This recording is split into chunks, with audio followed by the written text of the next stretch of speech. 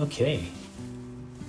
Part 3 of our trip to Bandon Dunes. We actually ended up playing Sheep Ranch in the afternoon. It was a half-price replay, so we ended up debating whether or not we wanted to go do that with the weather the way it was, so windy.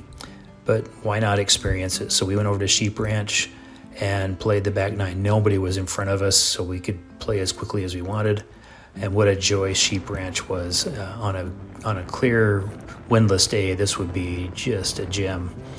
So again, I didn't record all of the shots because the trolleys were getting blown over left and right with the wind.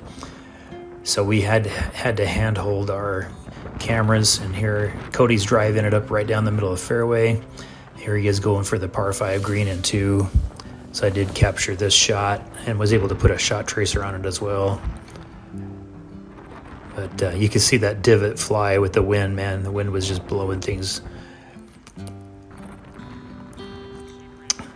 But you can see it's wide open. So open. That's why we're so exposed to the wind. And you can see a lot of the ghost trees down there by the 17th green. Here I am putting for par on my first hole. Missed that putt. Ended up bogeying. Here's a selfie in front of the number 2 tee box. Just enjoying the round.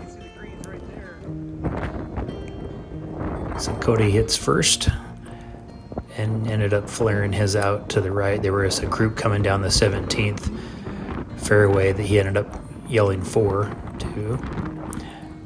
And then I put a really good swing on it, got my hips moving through and put it down right where I wanted it to be. Unfortunately, my approach went into the greenside grass bunker. Took a few still images of the ghost trees here, walking down number 2 over at 17. And Cody heading over to get his shot. So we are now on number 3, par 3, wind coming right into our faces, but it was a challenge. Skipped number 4 completely as far as recording, but here we are, number 5. Cody put a beautiful drive there close on this par 3, putting for birdie. I ended up rolling across the green and over in the back. I thought the wind was going to stop it, but it ended up going way over the green for another bogey. It's tough playing into the wind like this. You don't know how it's going to affect the ball because it is so gusty and so heavy. But what a shot. I mean, what a beautiful view going down the coast there. Oh, man. Look at the waves just coming in. Nobody on the beach, of course. But it's just it was so surreal just being there on the coast. So this hole, number 6, reminds me of number 8, I guess, at Pebble Beach. I haven't played there, but this is what you would imagine, hitting over the ocean, the cliffs to get to the fairway. And both Cody and I pulled it well left, but the fairways were very forgiving, very wide. So we were able to play that. And I pretty much followed Cody's suit, trying to avoid the cliff at all costs. And I was able to put a shot tracer on this one. Cody held the camera pretty steady. So just joined over there by Cody and made it long, a par 4. But now this is a fun one, number 7. And sure enough, my phone was having trouble focusing. I think that's an iPhone 14 Pro issue. But this is, you can see some of the raindrops coming by there, but you're hitting down the coast right into the wind onto this par 3 green.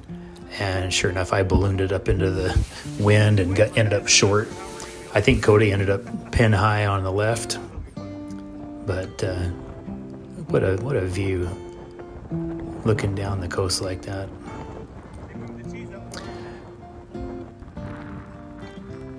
So Cody videoed me walking up to the green. So I fast forwarded it so we wouldn't take up too much time. But man, what a view! So here we are on number 8. and you're supposed to aim right at the ghost tree. So I did, and I ended up putting a really good swing on it. Crushed it right down the middle of the fairway, right toward the ghost tree. Look at that view. Here we are, selfie. You can see the ghost tree in the back there. There it is. I hit one of the best drives I've ever hit. You're supposed to aim at that ghost tree, and I did. And I crushed it behind me, which helped me a lot. So now you're hitting into the pine trees. I love the backdrop on this number 8 green. You have the pine trees, and there's the pin up there. Had 152 yards, wind at my back. It didn't go quite as far as I had hoped.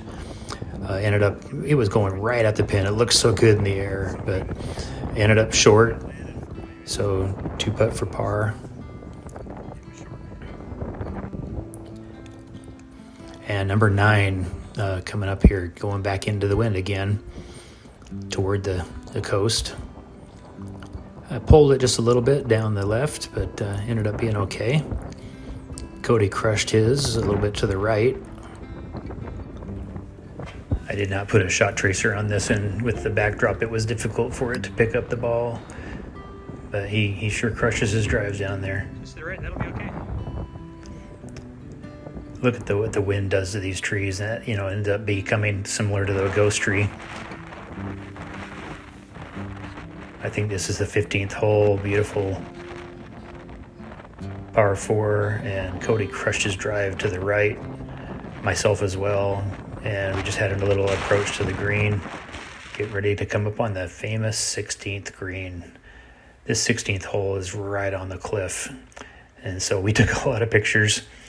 Look at this. I mean, it's just beautiful. And don't hit it to the left, because you'll be into the ocean. The group ahead of us was up there on the green, so we actually caught up to the group ahead of us, trying to finish all 18 before the darkness overtook us. It was already getting kind of dark, but the camera doesn't show that. But look at that view. Oh, and you can tell the wind has died down. The waves aren't as big.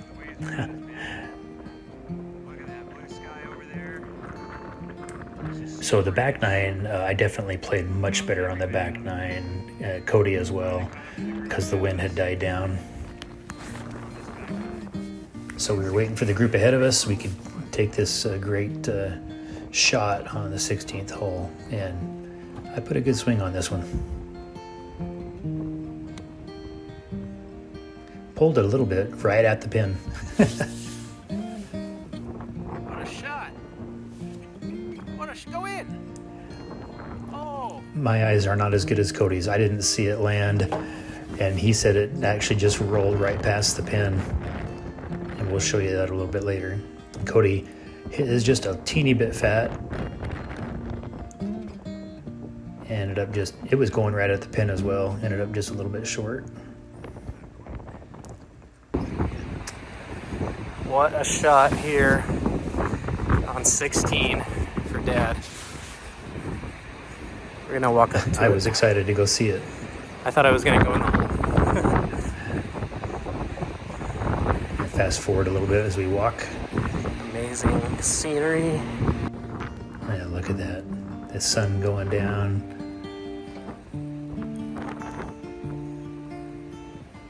Oh, that was so cool.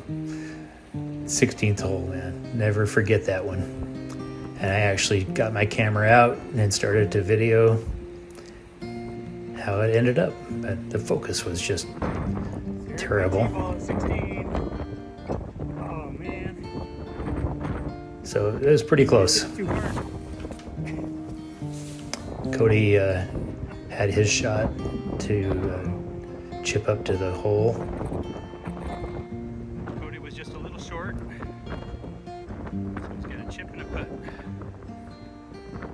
Look at that backdrop. So beautiful.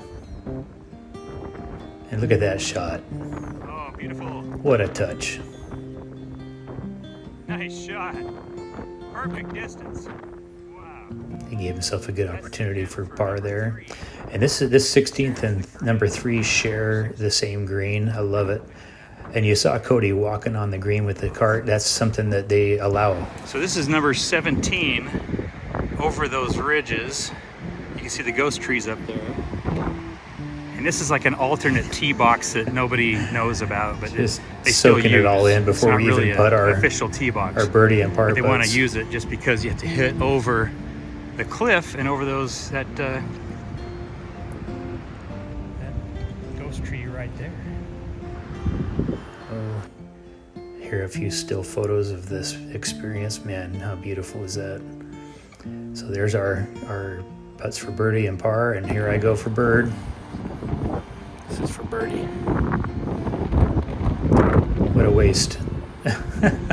Oh. And I did attempt the alternate tee box and trying to kill it, being tired all day long, and boy, I pull this low. You can actually see it down there going to the beach, so I donated one to the beach. I go up and hit from the green tees later, but Cody, he crushes it, so he said, hey, I'll go ahead and try this. I actually got the shot tracer on it. Nice. He crushed it. That'll be playing. So he actually had a beautiful drive there. Here we are walking to the 17th tee box. Going up to the 17th. How cool is this little trail through the gorse? What a view. So here's my actual drive on 17, and I guess I didn't have any expectations, so I just tried to put a good swing on it. And I did, man. And the fairway was rock hard, so it rolled and rolled and rolled. Trees. Oh, it's so pretty.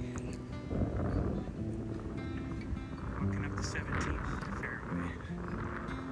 So Cody probably had about a 180-yard approach. I probably had a 75-yard approach with the distance between the alternate tees and the regular tees. But he hit a really good approach. Cody's drive from the alternate tee. Here we are walking up the 17th green with the ghost trees surrounding it. Yeah, look at those ghost trees. Isn't that cool? And there's my ball. It was going right at the green. Really excited. I had this chip. Ended up on the green, but just short. I guess FOGO, fear of going along, got in my head. But I was putting for bird. Look at that. Oh, beautiful picture of that ghost tree. Look at the ghost tree surrounding the green. Cody was excited to find out he was on the green on the right.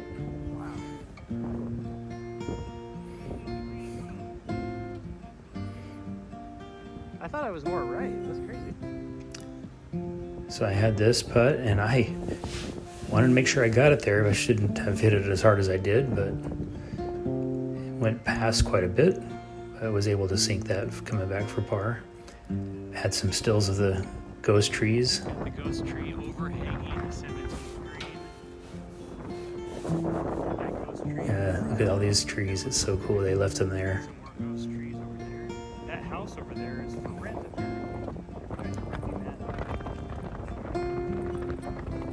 So here, there, Cody took a still of me putting for par. I got one of Cody on the ghost tree. And that was it. We didn't record our 18th because it was getting too dark, but we both ended up par in that. So what a competitive round, and we almost got in the 70s. What a beautiful afternoon.